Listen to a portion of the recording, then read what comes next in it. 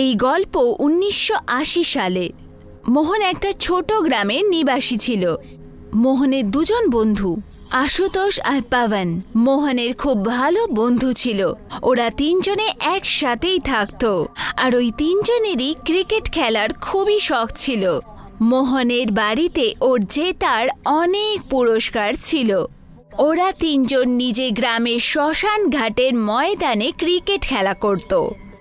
একদিন দুপুরে যখন মোহন ক্রিকেট খেলার জন্য যাচ্ছিল, তখন ওর দিদা বিরক্ত হয়ে ওকে বলল, বাবা, কতবার বলেছি তোকে যে সন্ধ্যের পরে শ্মশান ঘাটে যাওয়া উচিত না, কিন্তু তুই তো আমার একটা কথাও শুনিস না।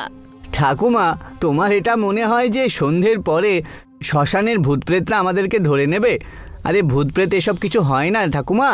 মোহন নিজের দিদার কথা শুনে হেসে ঘর থেকে বেরিয়ে গেল আর সোজা ওই শ্মশান ঘাটের মাঠেও পৌঁছে গেল, যেখানে ওর বন্ধুরা ওর অপেক্ষা করছিল।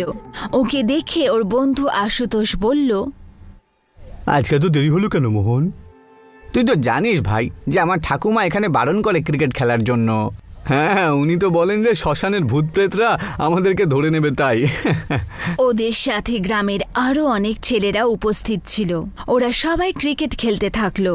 ওই দিন ওরা সবাই ক্রিকেট খেলতে এত মশগুল হয়ে গেল যে কখন সন্ধে হয়ে গেল আর কখন রাতের অন্ধকার ছেয়ে গেল। ওরা সবাই ম্যাচ শেষ করে ঘরের দিকে রওনাই দিচ্ছিল, আর তখনই অন্ধকারে ওরা সবাই দূর থেকে ওদেরই গ্রামের এক ছেলে খেলাকে আসতে ওরা দেখতে পেল। খেলাও খুব ভালো ক্রিকেট খেলতো, যে সব সময় মোহন, আশুতোষ আর পাবনকে খেলায় খুব ভালো টক্কর দিত, কিন্তু কখনো মোহনকে হারাতে পারেনি। খেলা এই ব্যাপারটা নিয়ে সবসময় মনের মধ্যে খুব হিংসা করত। খেলা আসতেই ওদের সবাইকে বলল, ম্যাচটা এখনো শেষ হয়নি মোহন, একটা গেম তোর আমার সাথেও খেলবি নাকি? তোদেরকে আমি হারিয়ে দেবো, দেখবি। যদি তাই হয় তাহলে কালকেই ম্যাচ রাখছি, তারপর দেখা যাবে কে কাকে হারাবে। এইটুকু বলেই মোহন ওখান থেকে যেতে থাকলো, কিন্তু খেলা মোহনের হাত ধরে নিল। এত গরমেও খেলার হাত বরফের মতো ঠান্ডা ছিল। রাতের অন্ধকারে ওর চোখ একদম